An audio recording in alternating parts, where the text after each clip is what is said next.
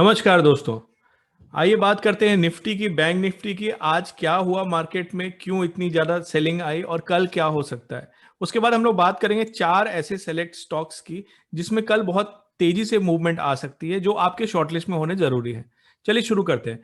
सबसे पहले दोस्तों, मैंने आपके सामने निफ्टी का ये चार्ट खोला हुआ है। अगर आप देख रहे होगे, ये डेली का चार्ट खोला हुआ है मैंने आपके सामने, कि फरवरी से लेके मार्केट अभी भी कंसोलिडेशन मोड में है। धीरे धीरे यहाँ चढ़ना चालू किया था 18-19 मई के आसपास, और उसके बाद जैसे ही मार्केट ने ऑल टाइम हाई बनाया तो लगातार सेलिंग आ रही है। इनफैक्ट आज भी मार्केट जो है गैप अप ओपन हुआ था।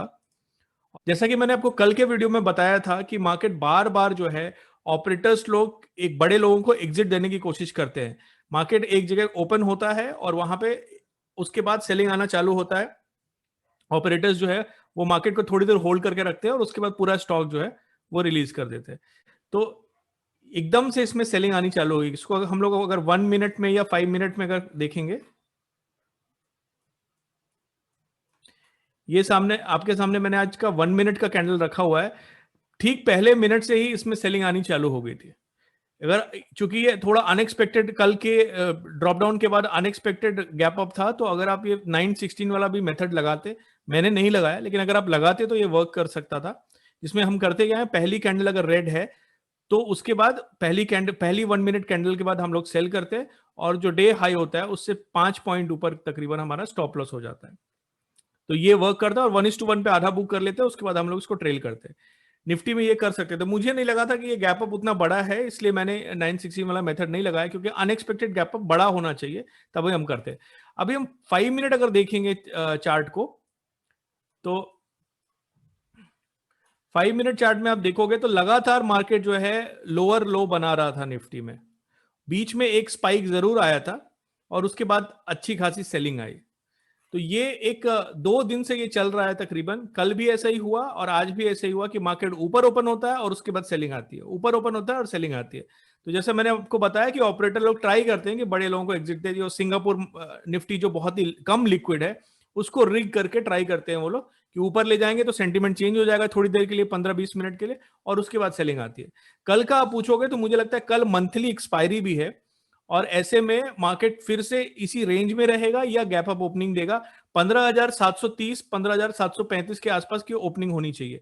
बाई चांस अगर ये नीचे ओपन होता है दोस्तों, 15,630 या उससे नीचे ओपन होता है, तो ये इमीडिएटली सेल सिग्नल होगा, क्योंकि मंथली एक्सपायरी है। तो इंडिविजुअल स्टॉक्स के सेटलमेंट के लिए भी बहुत ज्यादा उस इंडिविजुअल स्टॉक्स का गामा भी जो है वो बहुत ही रोल प्ले करता है। तो उसमें बहुत ज्यादा मूवमेंट इंडिविजुअल स्टॉक्स में भी आती है।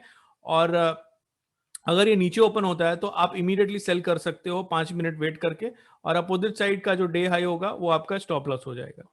ये निफ्टी की कहानी है। बैंक निफ्टी को अगर आप देखेंगे तो इसमें आज मैंने इनफैक्ट आपको टेलीग्राम पे काफी ज्यादा कमेंट्री दी। शुरू से ही हमने कैसे स्ट्रैडल बनाया, ये सारा कुछ हमने टेलीग्राम पे डिस्कस किया है। अगर आप टेलीग्राम मेरा यूट्यूब के डिस्क्रिप्शन में देखोगे तो मैंने अपना दिया हुआ है लिंक।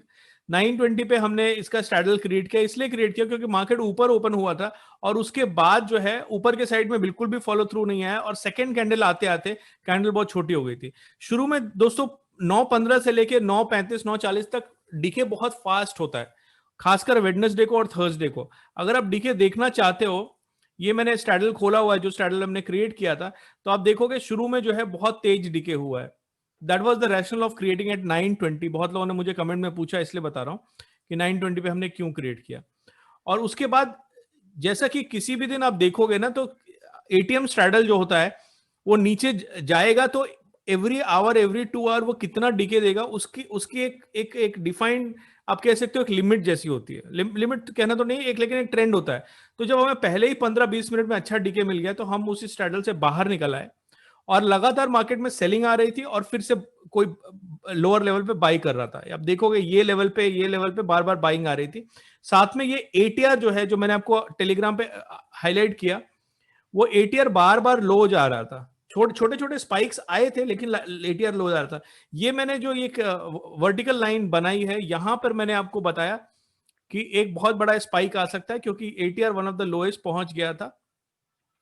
जो अपना एटीआर हाई था उससे तकरीबन 60-65% पे आ गया था। तो यहाँ पे हमको लग रहा था एक बड़ी स्पाइक आएगी, और उसके बाद एक 100 पॉइंट्स का डाउन मूव आया, और वहां से फिर 200 पॉइंट का अप मूव आया, और उसके बाद फिर 200 पॉइंट का डाउन मूव आया अगली कुछ कैंडल्स में। तो ये वेडनेसडे को जनरली आप देखोगे ये पैटर्न बार बार देखने को मिल रहा है। तो इसलिए अगर आप स्ट्रैडल सेल कर रहे हो विथ एडजस्टमेंट, तो ऐसे में आपको देखना पड़ेगा कि एटीआर को भी आपको देखना पड़ेगा कि क्या मूवमेंट है, कौन सा सपोर्ट ब्रेक हो रहा है और कितनी तेजी से ब्रेक हो रहा है, वो भी आपको देखना पड़ता है। तो आज का डायरेक्शनल प्ले के लिए तो मार्केट था नहीं। हमने कोशिश भी करी थी, मैंने टेलीग्राम पे आपसे शेयर किया था कॉल सेल करने का, लेकिन उसको हमने इसी किसी पॉइंट पे हमने उसको निकाल दिया at no profit no loss, because हमें लग रहा था कि अगर उल्टे साइड का स्पाइक आएगा जो आया भी, तो हमारा एसएल ले जा सकता था, इसलिए हमने उसको पहले ही निकाल दिया। रही बात कल की दोस्तों बैंक निफ्टी की, तो थ्रू आउट जो है ये ऑब्वियसली टायर्ड लग रहा है। मैंने आपको 3-4 दिन से बोल रहा हूं कि ये एक्सपायरी में रेंज में ही रहने वाला है। अगर आपने मेरे पिछले 2-3 वीडियो देखे होंगे तो मैंने बैंक निफ्टी के बारे में बोला है कि एक रेंज में ही रहने वाला है, अनलेस ये 35,000 को ब्रेक करे। ब्रेक करना मतलब एकदम बटर की तरह एकदम पियर्स करता हुआ चला जाए, तब तक ये रेंज में ही रहने वाला है। कल की ओपनिंग इसकी सबड्यूड नीचे ही रहने वाली है, 34,500 के आसपास इसकी ओपनिंग होनी चाहिए, या 34,590 के आसपास ही ओपनिंग होनी चाहिए।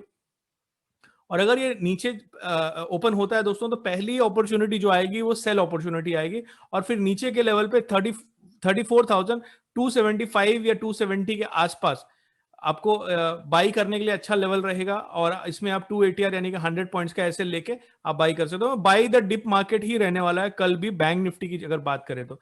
रिलायंस का शेयर्स पे भी थोड़ा आप नजर रखना अगर आप ओवरऑल इंडेक्स में ट्रेड कर रहे हो एक्सपायरी को, क्योंकि उसमें भी कल काफी मूवमेंट आने की उम्मीद है। हम अक्सर वीडियोस में बात करते हैं शॉर्ट स्ट्रैडल की, अगर हम शुरू में बनाएं और उसको फिर हम छोड़ दें डे हाई से तकरीबन 5% ऊपर अपना स्टॉप लॉस ले लें, तो डे हाई 480 था, और अगर हम अपना स्टॉप लॉस जो है 500 का ले लेते तो क्या हालत होती। तो बीच में जितने भी स्पाइक आए हमारा स्टॉप लॉस कोई भी थ्रेटन नहीं करता, इनफैक्ट जो डे की ओपनिंग थी उसको भी किसी भी स्पाइक ने टच नहीं किया। तो ये स्ट्रैटेजी भी तब काम करती है अगर हमें उम्मीद हो कि कोई डायरेक्शनल मूव नहीं आने वाली है। अगर ऐसा लग रहा है कि डायरेक्शनल मूव आने वाली है तो डेफिनेटली ये काम नहीं करेगा।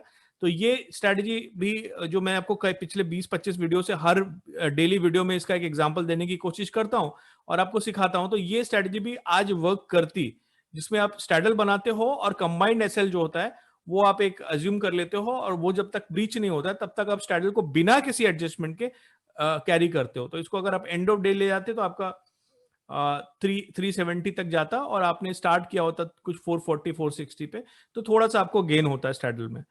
तो ये दो, मैं इनफैक्ट स्ट्रैडल के आपको 3 तरीके बता चुका हूं। एक तो ये कि हम स्टार्टिंग में इसको वेडनेसडे, ट्यूसडे और थर्सडे को 930, 935 के आसपास स्ट्रैडल बनाते हैं, और जो डे हाई है उससे 5% ऊपर जो है हम अपना कंबाइंड स्टॉप लॉस लगाते हैं, और उसको एंड ऑफ डे तक कैरी करते हैं जब तक वो ब्रीच नहीं हो जाता। इसकी सक्सेस की प्रोबेबिलिटी तकरीबन 60% के आसपास होती है। याद रहे केवल ट्यूसडे, वेडनेसडे, थर्सडे को करना होता है। दूसरा तरीका जो आज मैंने लाइव कमेंट्री में आपको बताया, जिसमें कांस्टेंट एडजस्टमेंट करने की कोशिश करनी पड़ती है 3-4 वेरिएबल्स को देख कर, और तीसरा जो मैंने आपको वेबिनार बताया था जो फिक्स एसएल वाला होता है। तो ये 3 तरीके। आइए दोस्तों स्टॉक्स की बात करते हैं। स्टॉक्स में जो फास्ट मूविंग स्टॉक्स हैं वो हम डिस्कस करेंगे, जिसमें कल मूव आ सकती है। गुजरात गैस में जो है काफी सेलिंग आ रही है। अगर आप इसको डेली का चार्ट देखोगे गुजरात गैस का, तो इसने अपना हाई बनाने के बाद 2 दिन से उसमें भयानक सेलिंग आ रही है। भयानक is the right word. 15 minute का चार्ट आप देखोगे तो आज भी जो है ये एक उसने थोड़ा सा ऊपर हाई बनाया और उसके बाद लगातार इसमें सेलिंग आई है। मुझे लगता है कि अब जो है इसमें थोड़ा सा सेलिंग हॉल्ट होनी चाहिए। अगर आप 642 का एसएल मान के चलोगे, बीच में कहीं भी खुलता है तो आप 642 का एसएल मान के आप इसको बाई कर सकते हो। गुजरात गैस को कल के लिए बाई में अच्छा कैंडिडेट रहेगा। पीवीआर की अगर बात करें दोस्तों, पीवीआर का आपके सामने 5 मिनट का चार्ट खोला हुआ है, और इसमें लास्ट में आप देखोगे तो अच्छे खासे वॉल्यूम के साथ इसमें खरीदारी आई है, जबकि ओवरऑल मार्केट वीक था। तो कल अगर पीवीआर जो है इस लाइन से ऊपर ओपन होता है 1431, तो आप इसको बाई कर सकते हो, और 1415 आपका एसएल हो सकता है। तो पीवीआर अच्छा मोमेंटम दिख रहा है और कल के लिए बाई कैंडिडेट हो सकता है। बीएल में आज काफी मूव था दोस्तों, एक हाईएस्ट गेनर था आज। और अगर आप डेली चार्ट देखोगे, जैसा मैं आपको हमेशा बताता हूं कि जब भी कोई स्टॉक पिछले 2 दिन से तो ऊपर जा ही रहा था, आज इसने मल्टी डे हाई ब्रेक किया, और कैसे ब्रेक किया है, बटर की तरह ब्रेक किया है। मतलब इसमें जरा भी शको शुबा था ही नहीं। 15 मिनट का चार्ट अगर आपके सामने खोलूंगा तो ये वो लाइन है, और आप देखोगे कि उसने पहले तो थोड़ा लो बनाया और उसके बाद जब एक रेंज फॉर्म हो गई है तो इसने उस रेंज को एकदम से क्रॉस किया। ये सारी कैंडल आप देखोगे तो जरा भी जिगजैग नहीं किया, जरा भी ठहरा नहीं है इस लेवल पे। तो उसके बाद फिर से सेलिंग आई है, लेकिन वो सेलिंग तुरंत लोगों ने बाई कर ली है। तो कल ये इस लाइन से ऊपर कहीं भी ओपन होता है, 168 से ऊपर कहीं भी ओपन होता है तो आप बाई कर सकते हो। और 162 वो आपका एसएल हो जाएगा। तो ये गुजरात सॉरी बीएल जो है वो आपका बाई कैंडिडेट रहेगा। यूबीएल एक बहुत ही क्यूरियस केस है, आज बहुत तगड़ा इसने ओपन दिया था और उसके बाद ये 15 मिनट की कैंडल आपके सामने खोली हुई है। इसको हम 5 मिनट की कैंडल में कन्वर्ट करके देखते हैं।